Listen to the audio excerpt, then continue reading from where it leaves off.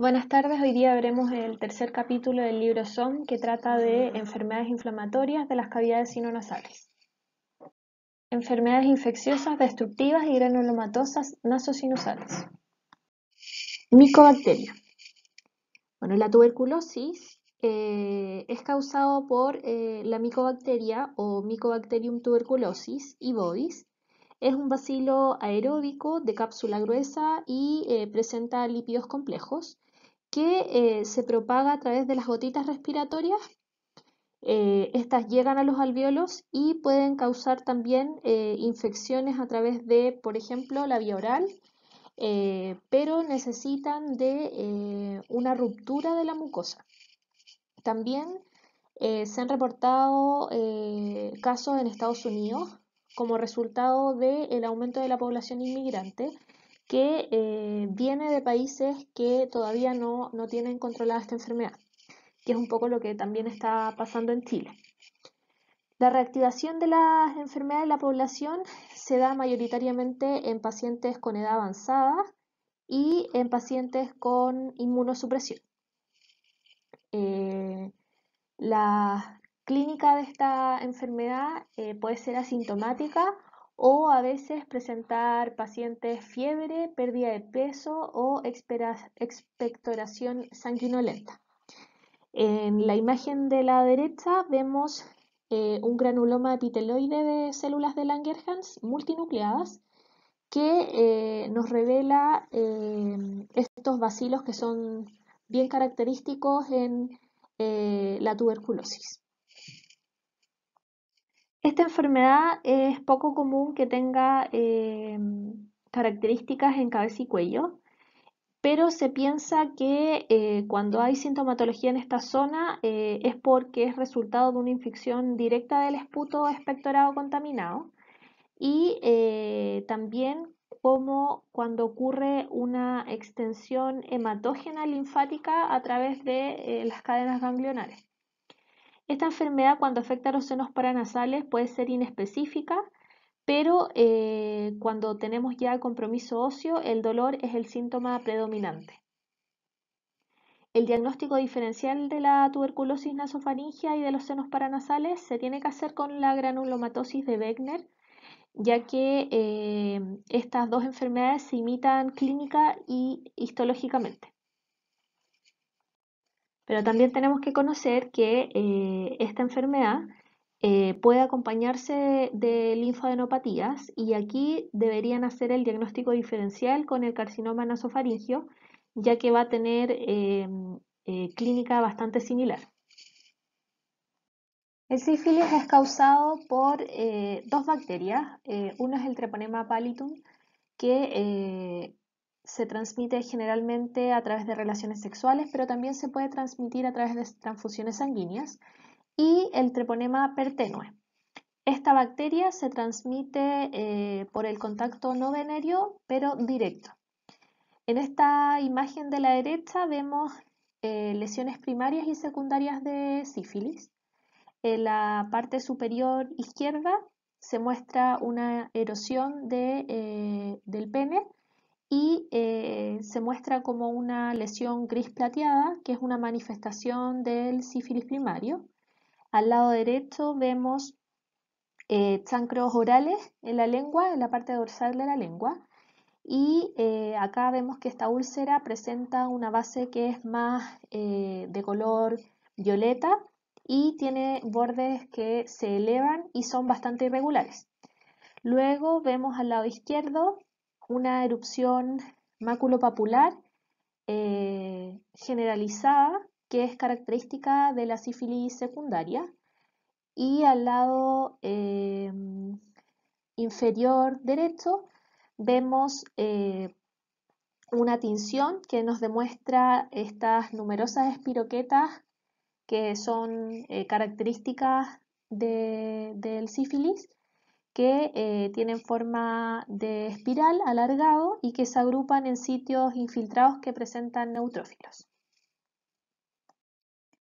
La sífilis presenta tres fases, es la primaria, secundaria y terciaria. La primaria y la secundaria son infecciones que generalmente no tienen como consulta médica o los pacientes no consultan y generalmente remiten después de las 7 semanas espontáneamente. En la primaria tenemos las manifestaciones orales que se dan en la primera semana a los 3 meses, en que se presentan los chancros, el labial, lengua y amígdalas y erosiones gris plateado. Las úlceras van a tener un color marrón rojizo, son de bordes irregulares y generalmente afecta a pacientes con inmunocompromiso. En la secundaria, las manifestaciones ya se ven en cabeza y cuello, pueden producirse semanas o meses después de la infección, se da fiebre en el paciente, hay presencia de lesiones maculopapulares generalizadas, presencia de condilomas, hay linfadenopatía generalizada, que era lo que hablábamos, que eh, el dolor es importante. Tiene un 30% de manifestaciones orales y puede también producirse faringitis y amigdalitis. Y la sífilis terciaria, ya tenemos presencia del goma sifilítico, ya las características clínicas son necróticas, lesiones necróticas y destructivas, se da mayormente en el hígado, el paladar, la laringe, el tracto sinusal. Los pacientes presentan sinusitis crónica y vamos a ver una gran destrucción en las imágenes, y acá tenemos que diferenciarlo de la granulomatosis de Wegener. La otosífilis era una complicación bastante común, pero se daba antes de los antibióticos. Actualmente es rara, pero se ha visto que ha aumentado la incidencia en pacientes con VIH. Por lo general, esto lo vamos a observar en la etapa o fase secundaria de la sífilis, pero también podría ocurrir en la primaria, la terciaria y la sífilis congénita. Lo que vamos a tener acá es un compromiso de la cóclea, el vestíbulo y el laberinto, lo que genera en el paciente hipoacusia. La sífilis congénita es una infección materna que puede ocurrir incluso en embarazos o mujeres embarazadas que presentaron sífilis hasta 2 años antes de embarazarse. Aunque el treponema atraviesa siempre y muy tempranamente la barrera placentaria, la infección sintomatológica, como en el feto, se va a dar desde el 4.º mes de gestación. También tenemos que saber que se puede dividir en sífilis congénita temprana y tardía, y la temprana se va a llamar así porque se diagnostica antes de los 2 años de vida. Generalmente se hace a las 3 o a las 8 semanas de vida, porque las guaguitas desarrollan un condiloma mucocutáneo y esta erupción eritematosa y descamativa en todo el cuerpo. Y ya la tardía se da después de los 2 años e incluso hasta la tercera década de vida, y acá hay como una superposición porque podría ser esta sífilis congénita tardía o ya una sífilis adquirida, porque ellas, bueno, son grandes y tienen como la edad para poder desarrollar ese tipo de enfermedad. La clínica es de presencia de osteomielitis y osteocondritis, son súper características. Esta osteomielitis generalmente se da en el hueso temporal. Hay un colapso del vómer, lo que provocaría esta deformidad nasal en forma de silla. También hay deformidad tibial, lo que produce esta pantorrilla como con forma de sable. Y hay presencia de dientes con tamaño disminuido y anormalidades en la forma, que acá se habla de los incisivos de Hutchinson y los molares en forma de mora. También, pero menos frecuente, en las etapas tardías se producen granulomas en las cavidades nasosinusales y estos granulomas a veces pueden ocasionar úlceras que son bastante severas en la región nasal y exostosis proliferativas a lo largo de la pared medial del seno maxilar. El tratamiento es la penicilina y se debe hacer el diagnóstico diferencial con la enfermedad de Pian o frambuesa tropical, que es una infección venérea que no se transmite, no transmisible, pero que la causa el treponema pertenue, que ocurre generalmente en niños y en adultos jóvenes. El rinoescleroma lo produce el Klebsiella rhinoscleromatis. Se ha demostrado que existe cierta predisposición genética, ya que antiguamente se consideraba como una enfermedad de gente con menores recursos porque se asocia a mala higiene y también al hacinamiento. Eh, Afecta todo el tracto aerodigestivo superior y más comúnmente la cavidad sinusal, faringe y laringotraqueal. Presenta tres fases. La primera es la fase catarral inicial, que es la etapa rinítica catarral, en donde vamos a ver que la mucosa está de un color más rojo y está atrófica y presenta secreciones purulentas y costras. En la segunda fase proliferativa, aquí vemos obstrucción y epistaxis. Se generan masas polipoides que van a hacer una protrusión en la nariz y puede distorsionar los tejidos blandos del tercio medio facial. La tercera fase, que es la esclerótica, se caracteriza por la fibrosis y la inflamación y va a culminar con la desfiguración, la estenosis y la pérdida de la función. La blastomicosis se produce por el Blastomyces dermatitis y se encuentra generalmente esto en maderas y acuosas o podridas. Se transmite por inhalación o por inoculación traumática en la piel. La mayoría de las lesiones se van a dar en cabeza y cuello. Se han reportado en la piel, pero también podrían afectar la cavidad nasal y la laringe. Esta enfermedad, cuando afecta la laringe, clínicamente es idéntica al carcinoma, así que tendrían que hacer el diagnóstico diferencial con eso. Y las lesiones orales se asocian con con la vía de drenaje de los senos nasales, imitando una actinomicosis.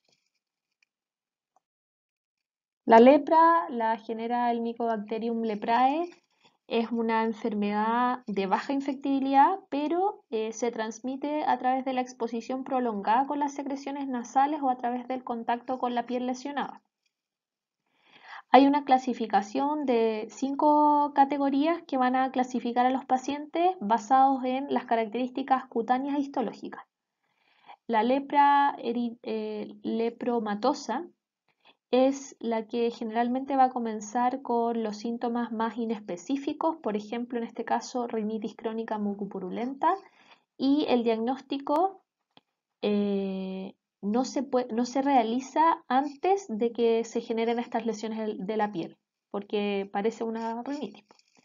Y los lóbulos de la oreja y de la nariz se van a empezar a agrandar, se infiltran y empiezan a generar estas lesiones que son bastante progresivas, son simétricas, que se habla como de una fase leonina, y las lesiones nasosinusales son tardías, de forma nodular, ulcerada, y en última instancia van a conducir a un colapso nasal. En la figura vemos un caso de lepra. Se ve arriba una placa de forma, en la imagen del hombre, se ve una placa bastante sutil de color rojo, rojo-marrón, y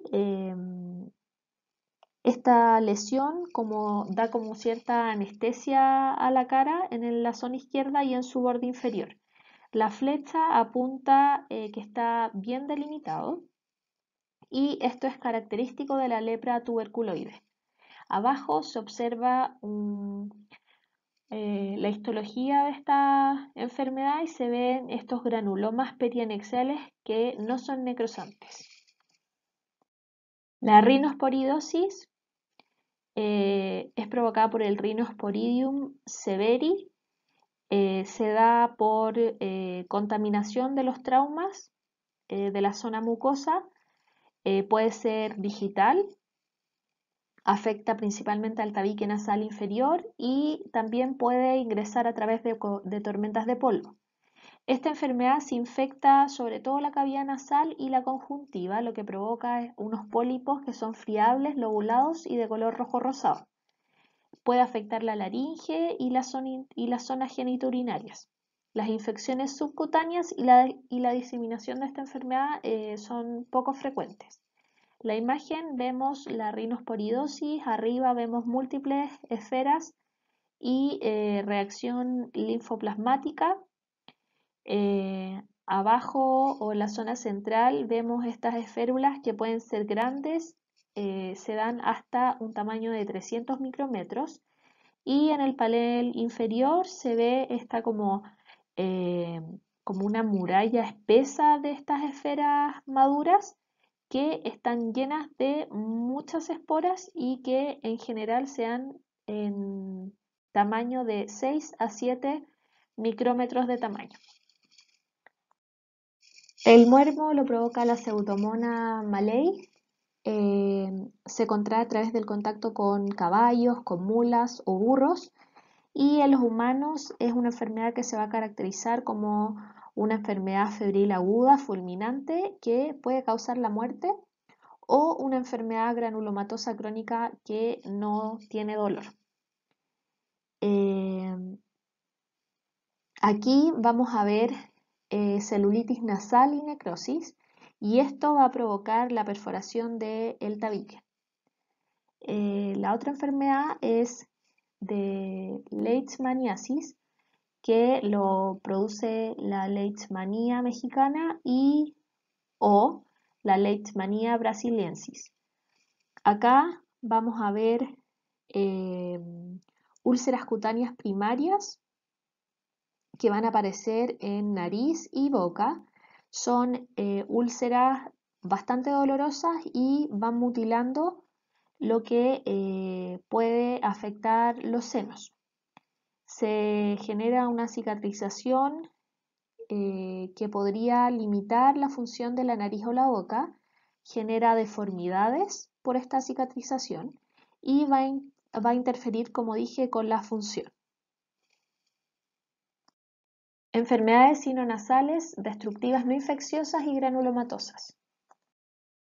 La granulomatosis de Wegener.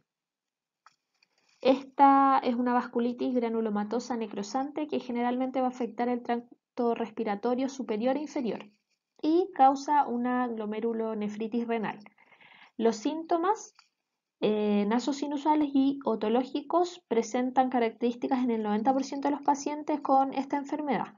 La clínica va a ser de mucho dolor, congestión nasal, rinitis, pérdida de audición, puede haber erosión o perforación del septum. Esto es lo que va a generar cierta deformidad de la nariz. También puede verse afectada la órbita a través de una escleritis, conjuntivitis o incluso la obstrucción del conducto nasolacrimal, y las lesiones pueden estar presentes causando la proptosis. Acá vemos una microfotografía de baja potencia de esta vasculitis granulomatosa necrotizante y en la foto de abajo vemos la formación de microabscesos con células gigantes multinucleadas. La sarcoidosis es una enfermedad que afecta a la segunda y cuarta década, afecta a individuos genéticamente susceptibles. Tiene manifestaciones en cabeza y cuello, se pueden observar ganglios linfáticos cervicales, hay un 38% de manifestaciones extranodales, afecta principalmente al ojo, luego a la glándula parótida y a la glándula lagrimal. Se afecta el tracto respiratorio superior y en los agentes no infecciosos podemos encontrar el berilio, que va a causar granulomas crónicos de las fosas nasales, y la cocaína, que puede causar una vasculitis necrotizantes y subsecuente a eso granulomas del tabique nasal, que al estar como el paciente o la persona expuesta prolongadamente, se puede hacer la erosión del tabique nasal, incluso de los márgenes de la bóveda nasal y de los senos que estén adyacentes, y estas partículas van a abrirse paso a través de la submucosa nasal y van a empezar esta reacción granulomatosa que puede ir destruyendo progresivamente el cartílago y el hueso de toda la zona. Acá vemos una tabla que nos muestra la clasificación etiológica de las enfermedades nasosinusales granulomatosas, y que en general está la clasificación de exposición crónica a irritantes, o por enfermedad autoinmune, o por linfoma, o por enfermedades infecciosas. Dentro de la exposición crónica irritante está la cocaína, el berilio y algunas sales cromadas. En enfermedades autoinmunes está la granulomatosis de Wegener y las causadas por el linfoma extranodal de células natural killer, y la causada por enfermedades infecciosas, que está la actinomicosis, la tuberculosis, el sífilis, la rinoescleroma, la blastomicosis sudamericana, lepra y etc. Ahora vamos a ver las imágenes de las enfermedades granulomatosas destructivas, pero antes saber que todas las enfermedades que involucran la cavidad nasal van a tener compromiso de los senos paranasales. Inicialmente vamos a observar como un engrosamiento focal del tabique en el sitio donde esté la reacción granulomatosa, y este engrosamiento puede ser leve y después hacerse muy voluminoso, provocando la remodelación de los huesos adyacentes y un ensanchamiento de la cavidad nasal. Afecta principalmente al seno maxilar y al seno etmoidal. Luego le sigue el seno efenoidal y es bastante raro en el frontal.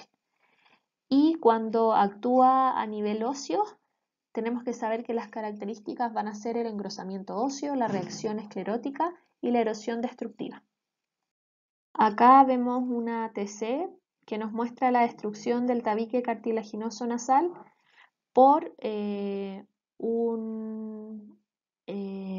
con una enfermedad mínima de la mucosa en el antro derecho. Acá vemos que esto es bastante sugerente, pero no es específico para pensar en una enfermedad granulomatosa.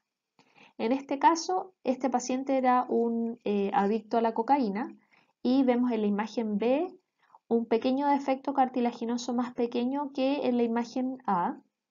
Vemos también que hay una desviación del tabique nasal contra la cara lateral derecha de la cavidad nasal, donde se presenta una adherencia de los tejidos blandos en el sitio de contacto. En la imagen C vemos un pequeño defecto en el tabique nasal cartilaginoso con opacificación del seno maxilar derecho. Este paciente, como ya dije, también era un adicto a la cocaína, y en la imagen D vemos el examen de otro paciente que nos muestra un gran defecto en el tabique nasal cartilaginoso con destrucción de parte de los cornetes inferiores y una cicatriz que se extiende entre las paredes de la cavidad nasal y lateral, las conchas remanentes y el tabique nasal. Todos estos exámenes eran de pacientes adictos a la cocaína y que llevaban bastante tiempo en esto. Acá vemos distintos exámenes de pacientes que muestran distintas áreas de destrucción, que incluyen las porciones del tabique nasal cartilaginoso y óseo, la pared medial del seno maxilar izquierdo, las celdas etmoidal inferior izquierda y la porción de los cornetes nasales. Acá vemos que, bueno, este paciente era un paciente adicto crónico a la cocaína. En la imagen de resonancia magnética, que está potenciada en T1, que presenta FATSAT, y que en la imagen C se observa el estudio con contraste. Vemos que hay una considerable destrucción de la cavidad nasal, se alcanza a ver súper bien. Y esto es por el abuso de este factor irritante que es el caso de la cocaína. Vemos que hay destrucción de cavidad nasal, del complejo etmoidal inferior y de las paredes del antro del lado izquierdo. Acá el paciente no tenía cirugía. Toda esta enfermedad destructiva fue derivada del uso de la cocaína. En la TC de la imagen D vemos una extensa destrucción del tabique nasal, los cornetes y el paladar duro. También se muestra destrucción temprana de las paredes antrales mediales. El tejido blando está obliterado, entonces hay menor paso de aire de los conductos nasales y existe una fístula a través del velo del paladar, que es lo que apunta a la flecha en la imagen inferior o la imagen D.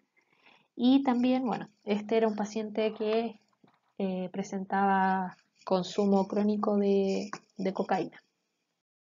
Acá también vemos destrucción del tabique y también una cicatrización de los tejidos blandos que ocluyen la vía aérea nasal entre las paredes de la cavidad, las conchas nasales laterales y el tabique nasal.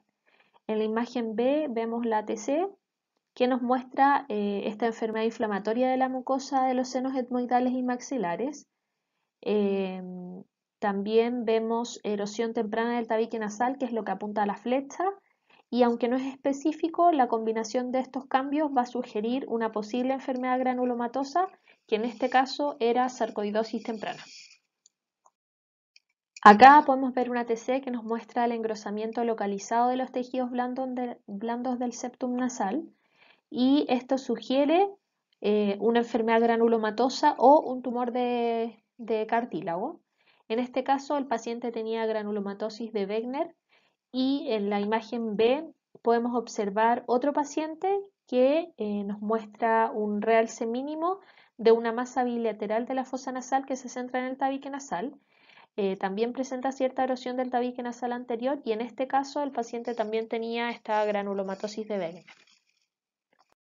Acá vemos una TC con un corte coronal que nos muestra la destrucción del tabique nasal y de las conchas con engrosamiento uniforme de los tejidos blandos que recubre la cavidad nasal. Esto nos sugiere una enfermedad granulomatosa y en este caso el paciente tenía sarcoidosis. Bueno, y en relación a las imágenes de resonancia magnética, tenemos que saber que se va a ver una intensidad de señal baja cuando tenemos imágenes ponderadas en T1 y una señal intermedia alta cuando tenemos imágenes ponderadas en T2. Todas van a tener realce cuando presentan contraste y si la intensidad de señal en T2 es intermedia o ligeramente superior a la que presenta T1. El aspecto de la enfermedad va a ser indistinguible de malignidad, especialmente si suceden cambios erosivos óseos y no todas las masas septales van a representar enfermedad de tipo granulomatosa y eso lo tenemos que saber. El diagnóstico diferencial que siempre vamos a tener que pensar va a ser el tumor condroide, especialmente si vemos en la imagen ciertas calcificaciones focales, vamos a tener que también hacer el diagnóstico diferencial con el hematoma septal, que en este caso casi siempre vamos a tener como antecedente un trauma reciente que si no se trata rápidamente generalmente puede infectarse. Y el absceso septal, que puede ocurrir en pacientes sanos, pero es mucho más común en pacientes inmunocomprometidos o inmunosuprimidos. Estos dos últimos diagnósticos deben ser notificados al médico, ya que por las vías de drenaje del tabique se puede conducir a los senos cavernosos y ser grave para el paciente. Acá vemos una resonancia magnética potenciada en T1 en el A y bueno, también en el B, pero el B tiene supresión grasa y contraste. Acá vemos una masa expansiva del tabique nasal y se observa en el lado derecho este realce de la mucosa circundante y en este caso el paciente tenía un absceso septal. Acá vemos una TC que nos muestra en el caso A un engrosamiento masivo de los tejidos blandos del septum nasal anterior y este análisis se hace sin realce por contraste porque podría ser un hematoma, un absceso o incluso un tumor septal. Este paciente lo que tenía era un hematoma septal. En la imagen B se muestra esta masa de alta atenuación en la nariz y es un paciente con una hematoma. En la imagen C vemos una masa expansiva que es más pequeña, pero que también se observa en el tabique nasal y acá tenemos un paciente con un hematoma septal. La TC con contraste, que es la imagen D, nos muestra un absceso en la nariz que lo apunta a la flecha blanca y debido a que el drenaje venoso se dirige directamente a los senos cavernosos, estos casos los debemos considerar una emergencia, se debe avisar al médico tratante porque está en riesgo la vida del paciente. Acá en la imagen E es un paciente que tuvo una rinoplastia reciente y desarrolló una celulitis postoperatoria. No había absceso. En la imagen F y G se muestra una masa en la región nasal del cartílago alar que se extiende sobre el tabique nasal anterior y acá el antecedente que teníamos era que el paciente no tenía dolor, no tenía un trauma reciente y en este caso el diagnóstico fue un carcinoma en la nariz. Colesteatomas. Este es un quiste de inclusión epidermoide, es una masa quística que está llena de queratina. La mayoría surgen en el hueso frontal, pueden ser congénitos o después de un trauma. Presentan márgenes corticales ligeramente ondulados o lisos que separan el quiste del hueso adyacente, en este caso frontal. Acá a la derecha vemos una TC coronal que nos muestra una masa localizada, expansiva, de atenuación homogénea, de característica mucoide, que presiona el techo de la órbita derecha y acá el paciente presentaba o tenía un diagnóstico de colesteatoma del hueso frontal. En estas imágenes vemos una masa ligeramente marginal en el hueso frontal derecho. Se observa que la cara medial de las masas se apoya, o sea, que la cara medial se apoya en el lado derecho del seno frontal derecho y las imágenes de resonancia magnética nos muestran que la masa tenía una intensidad de señal intermedia ante 1 y alta ante 2. La imagen axial de resonancia magnética potenciante 1 presenta supresión grasa y realce de contraste, que es la imagen D, y podemos ver que efectivamente los márgenes de la masa presentan realce.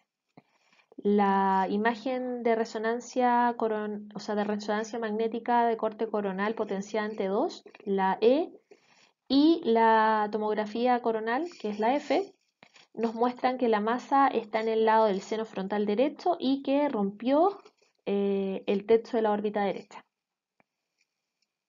Acá también existe enfermedad inflamatoria en el seno supraorbital izquierdo y este paciente tenía un diagnóstico de colesteatoma del hueso frontal derecho.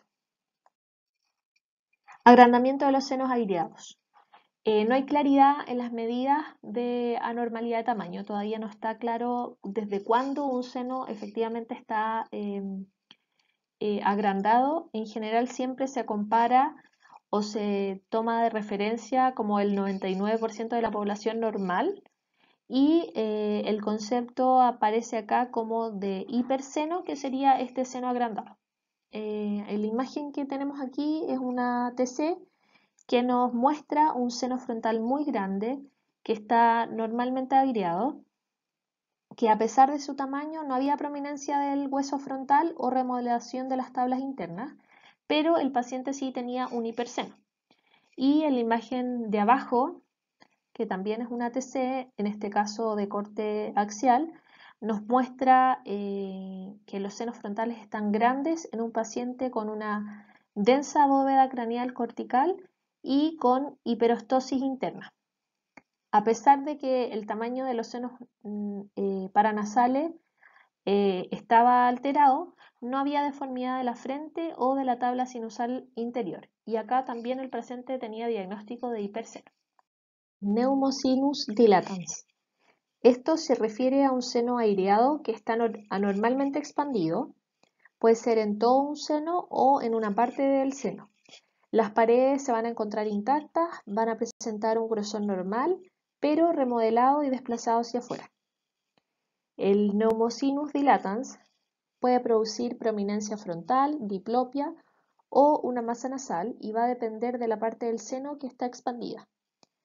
En conclusión o en consecuencia, la extensión de los senos fuera de los límites óseos normales va a ser la diferencia del pneumosinus dilatans o del hiperseno. Si todo el seno no está involucrado, las dimensiones del seno restantes son normales. Y acá vemos las imágenes que nos muestran este agrandamiento de seno frontal del lado izquierdo que no adelgaza el hueso ni las paredes del seno anterior y posterior. Sin embargo, la pared anterior va a estar mínimamente inclinada hacia adelante, lo que provoca una protuberancia en la frente. Este paciente tenía pneumosinus dilatans y en la imagen B vemos a otro paciente que nos muestra un seno frontal muy grande que también presenta como esta inclinación anterior de la tabla anterior del seno y también tenía diagnóstico de pneumosinus dilatans. El neumocele se va a referir a cuando el seno está neumatizado, ya sea con un agrandamiento focal o generalizado de la cavidad sinusal y el adelgazamiento de las paredes óseas. Esta característica es la que diferencia al Pneumosidus dilatans del neumocele. Y vemos abajo en las imágenes, en el lado izquierdo, la imagen A, que nos muestra una TC que va a evidenciar un seno frontal derecho aireado de tamaño normal que adelgaza focalmente la pared anterior, que causa esta protuberancia en la frente y que tenía diagnóstico el paciente de neumocele. Y en el lado derecho, imagen B, vemos que este paciente muestra un seno frontal derecho expandido con mínima aireación, adelgazamiento de la tabla anterior y también tenía un diagnóstico de neumocele. Acá vemos las tomografías A y B de un seno maxilar izquierdo agrandado y aireado con paredes del seno adelgazadas con diagnóstico del paciente de neumocele. Acá vemos también una TC que nos muestra este agrandamiento focal anterior del seno maxilar derecho que lo apunta a la flecha, que reduce la pared del seno y que causa cierta como abultamiento en la mejilla. Este paciente tenía también un neumocele. Acá vemos dos TC que nos muestran un seno esfenoidal con paredes óseas adelgazadas, con extensión dentro del proceso clinoides anterior izquierdo, que presenta neumatización y cierta expansión. El paciente tenía diagnóstico de neumocele y lo que le pasaba o el motivo como de consulta que tuvo es que cuando viajaba en avión, el seno esfenoidal y el proceso quinoide anterior neumatizado se expandía y el nervio óptico izquierdo se comprimía, entonces causaba síntomas visuales. Esto se trató mediante cirugía. Acá vemos una TC axial que muestra un seno frontal izquierdo expandido en un paciente que presenta bóveda craneal engrosada de tipo cortical. La mucosa sinusal es normal y el paciente en este caso presentaba acromegalia del seno frontal grande. En general, la acromegalia, el síndrome de Turner y otros síndromes como el síndrome de Dickey-Davidson-Mason pueden presentar estos senos frontales de mayor tamaño y que es el caso de este paciente que presentaba acromegalia. Senos hipoplásicos aireados. Un seno hipoplásico puede ser el resultado de la falta de desarrollo o por un avance de la expansión de la pared ósea del seno. Los senos hipoplásicos generalmente se asocian a síndromes como por ejemplo el síndrome de Binder o displasia maxilonasal, el síndrome de cocaína, síndrome de Down, síndrome otopalato digital, el síndrome de Prader-Willi, el síndrome de Schwarz-Lelek y el síndrome de Treacher-Collins. También pueden ser resultado de anomalías óseas del desarrollo, como por ejemplo la displasia cleidocranial, la displasia cráneo-diaficial, la displasia cráneo-metaficial, la displasia fibrosa, la displasia frontometafisial, la displasia frontonasal, la condrodisplasia metafisiaria, la osteodisplasia, la osteopatía estriada con esclerosis craneal, la osteopetrosis, la pictodisostosis y también se puede dar en otras condiciones como por ejemplo la enfermedad de Payet y en casos de condiciones hematológicas como por ejemplo la anemia de células falciformes y la talasemia. Pero también se puede asociar a enfermedades endocrinas como el hipopituitarismo y el hipotiroidismo. Y también en casos de pacientes con irradiación. Generalmente esto es en pacientes niños que sufren irradiación en la cara. Y esto lo que genera es la destrucción del centro de crecimiento óseo que genera la hipoplasia ósea. ¿Qué vamos a ver en las imágenes, sobre todo en las coronales? Vamos a ver el piso de la órbita del lado afectado inclinado hacia abajo. Acá vemos un seno maxilar hipoplásico que no se neumatiza dentro del cuerpo del malar como lo hace el del lado derecho. La pared medial del seno maxilar izquierdo es principalmente mucosa de tejido blando que se va a desviar lateralmente. Acá el paciente no presenta cirugías previas. En la imagen B, con la punta de la flecha, se observa la fosa canina profunda que está asociada a un seno maxilar hipoplásico. Y en la imagen C, que vemos los cortes coronales, vemos el piso de la órbita con una inclinación lateral hacia abajo mucho más marcada. Se ve de superior izquierda a derecha. Y en este paciente tenía diagnóstico de hipoplasia bilateral antral. Complicaciones de la enfermedad inflamatoria de los senos paranasales que afectan las zonas adyacentes. Dentro de las complicaciones de las zonas adyacentes, actualmente vemos que todas las infecciones agudas de los senos paranasales se tratan con éxito y estos tratamientos generalmente son tratamientos antibióticos y en algunos pocos casos la cirugía. Vamos a tener complicaciones cuando hay un retraso en el tratamiento o cuando el paciente, por ejemplo, presente resistencia antibiótica o inmunodeficiencia. Un 3% de las sinusitis van a presentar enfermedad inflamatoria orbital o preseptal. Y estas posibles complicaciones pueden ser edema de párpado, celulitis preseptal, absceso preseptal, celulitis orbitaria, absceso subperióstico orbitario, absceso orbital o trombosis del seno cavernoso.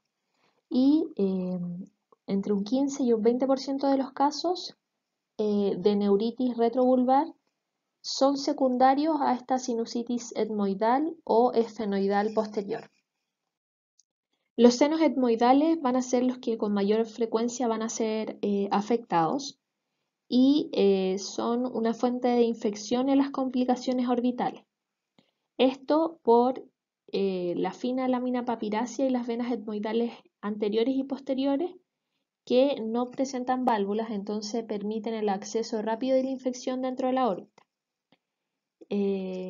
La sinusitis de los senos esfenoidales y maxilares y frontales son menos probables de que causen infección orbitaria. Esporádicamente la sinusitis puede llevar a complicaciones intracraneales, como por ejemplo la meningitis, el absceso epidural, el absceso subdural, la cerebritis y los abscesos cerebrales. Únicamente el 3% de los abscesos intracraneales van a ser resultado de una sinusitis mayormente aguda y con frecuencia la sinusitis frontal es seguida en orden decreciente por la sinusitis de los senos esfenoides, etmoides y maxilar.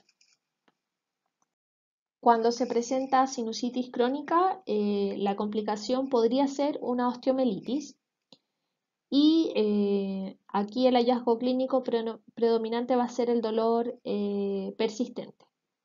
Las manifestaciones a nivel radiográfico van a incluir una rarefacción focal del hueso, la formación de secuestros óseos, engrosamientos reactivos del tejido óseo, esclerosis ósea y en última instancia la fragmentación ósea.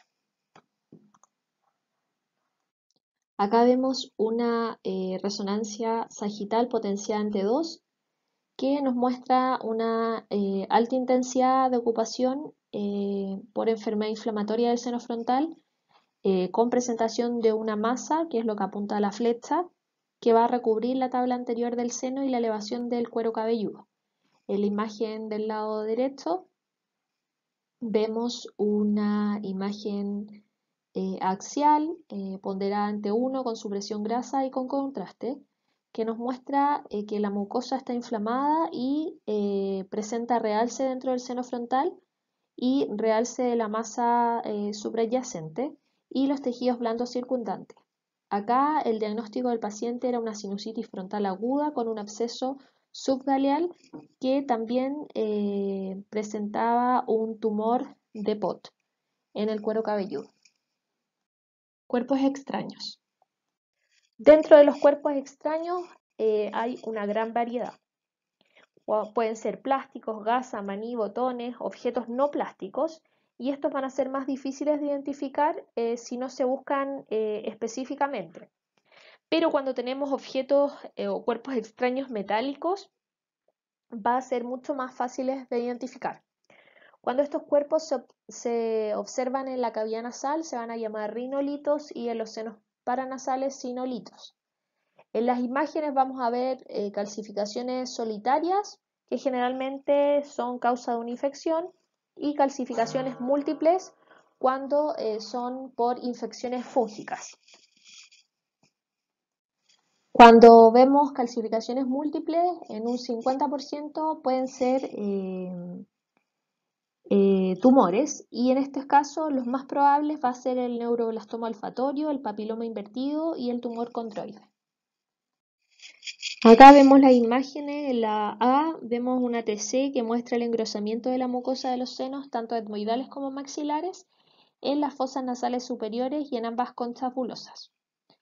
Aquí podemos ver un rinolito calcificado que lo apunta a la flecha en la fosa nasal derecha. Este paciente tenía sinusitis y el rinolito. En la imagen B se muestra un engrosamiento de la mucosa, principalmente dentro del seno maxilar derecho. Se observa dentro de la cavidad sinusal una pequeña calcificación que lo apunta a la flecha, que es típica de un sinolito y lo vemos en la imagen.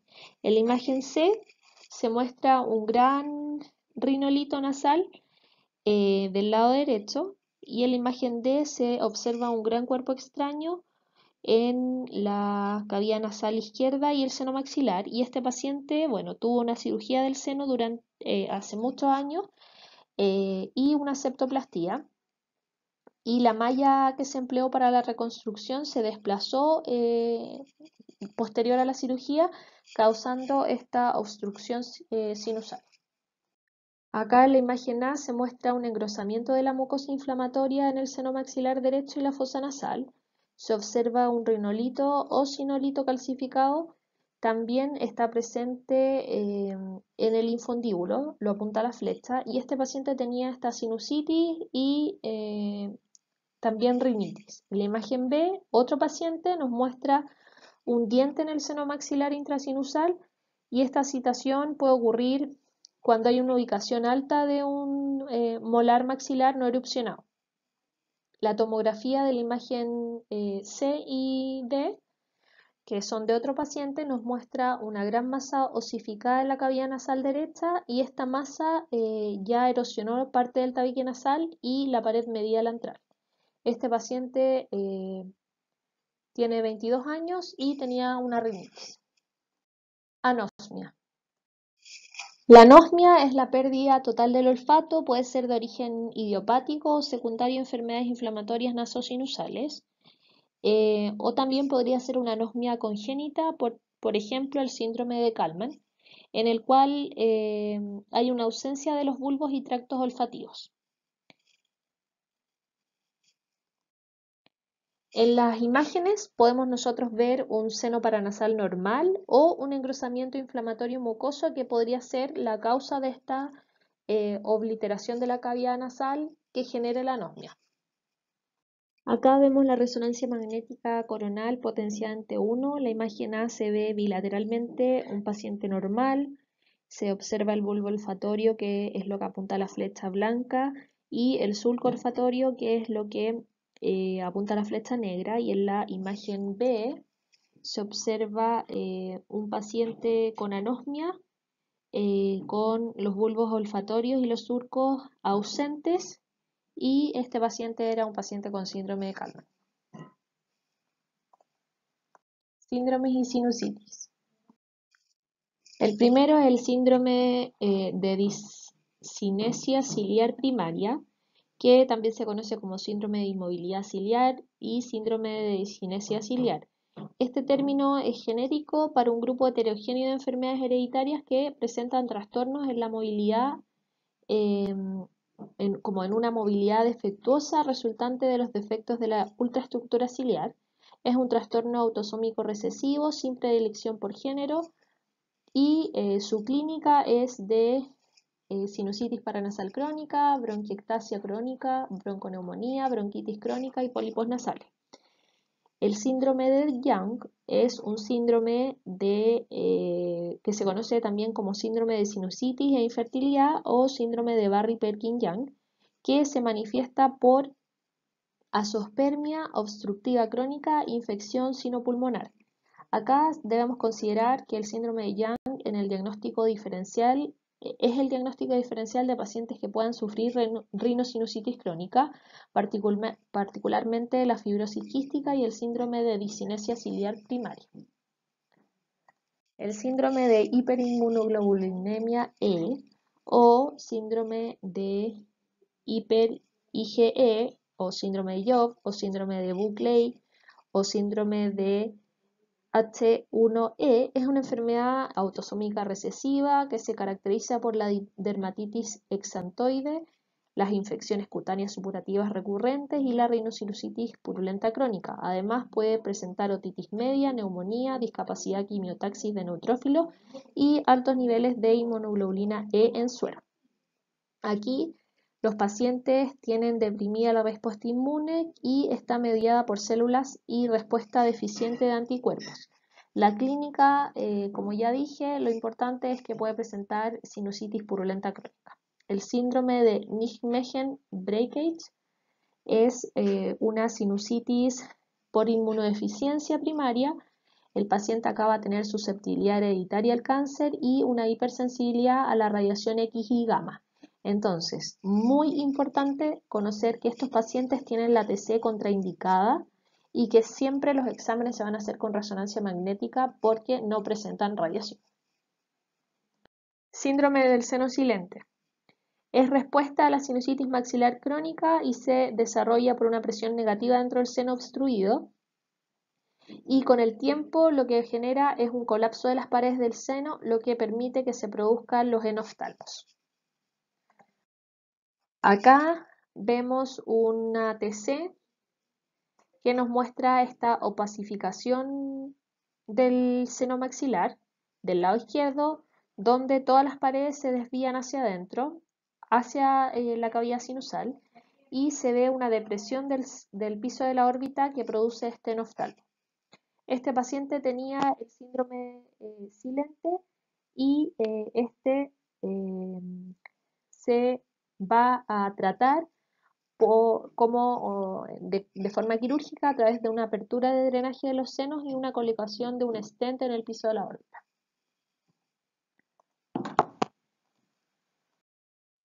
Acá vemos la resonancia magnética potenciante 1 con supresión grasa con contraste que muestran el seno derecho pacificado con realce en la mucosa que va a rodear las secreciones densas. Todas las paredes del seno se van a desviar, como ven en la imagen, hacia adentro, hacia la cavidad sinusal. Este paciente presenta enoftalmo derecho y es un ejemplo del síndrome del seno silente. Bueno, acá está también el síndrome del shock tóxico, que ocasionalmente se asocia a la sinusitis, y también el síndrome de vómito cíclico.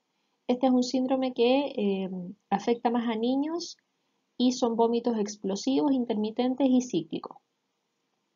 La clínica van a ser estos vómitos cíclicos, migraña abdominal, la sinusitis crónica, neoplasia intracraneal, anomalías y lesión de la mucosa en el tracto gastrointestinal, anomalías urológicas y trastornos metabólicos y endocrinos.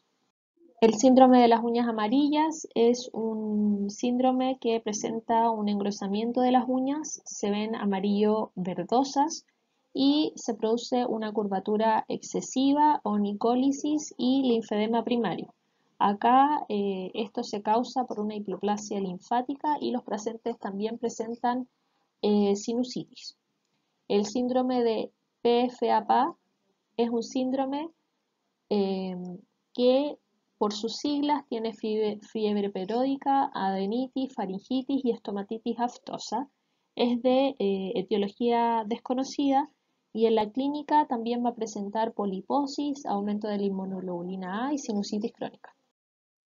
También está el síndrome de ataxia telangiectasia y acá se conoce con más nombres, pero es una patología autosómica recesiva familiar en un 50%.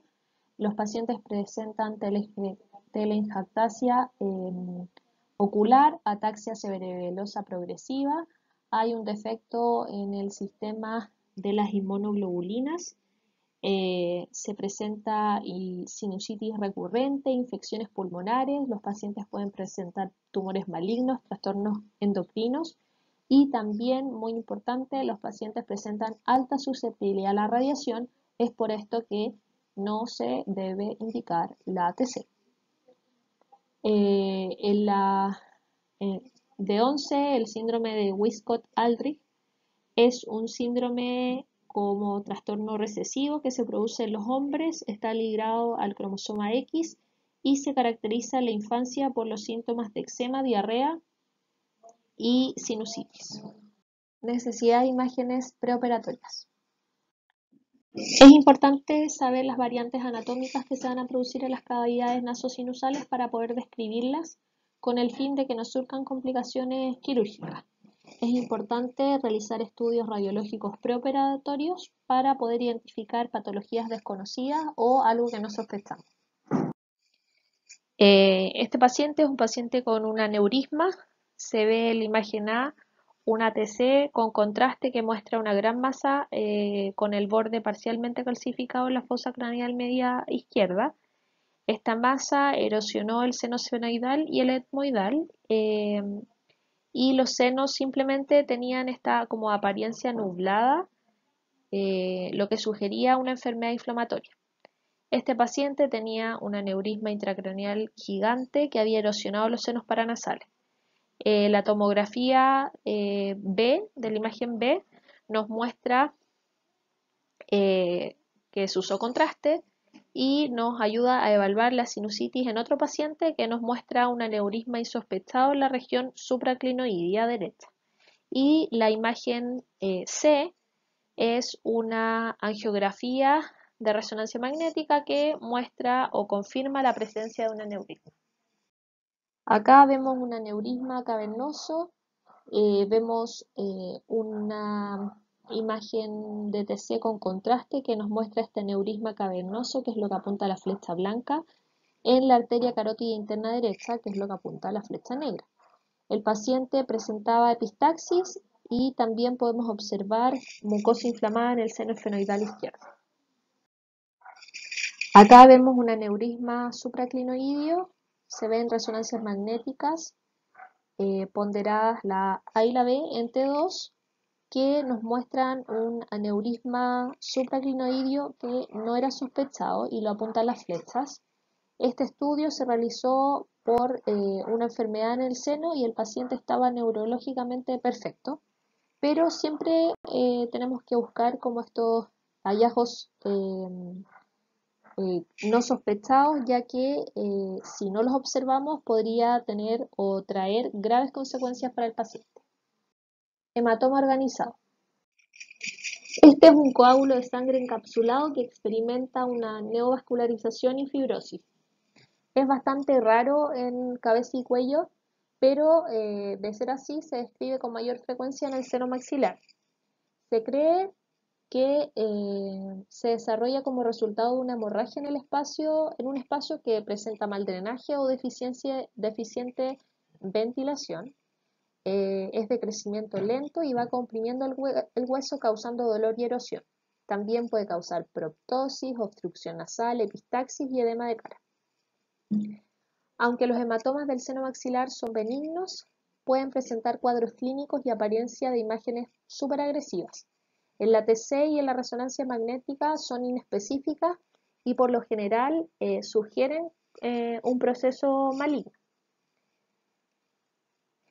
En la TC vamos a ver una masa expansiva de partes blandas con áreas focales alrededor con destrucción ósea. Y en la resonancia magnética vamos a ver una lesión heterogénea con señal intermedia y alta en T1 y T2 que va a reflejar presumiblemente cambios neovasculares. Bueno, y tenemos que saber que el diagnóstico no lo van a dar las imágenes, sino que siempre la clínica con los exámenes histológicos probablemente.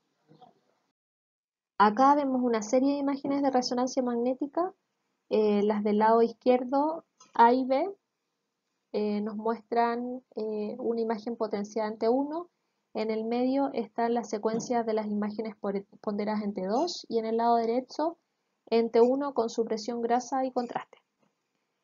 Acá vemos una masa no homogénea que principalmente es expansiva y llena el seno maxilar derecho. Se observa realce especialmente a lo largo de la cara medial de la masa y es lo que representa esta neovascularización. Y estos hallazgos nos hacen sugerir un tumor expansivo como una neoplasia salival menor.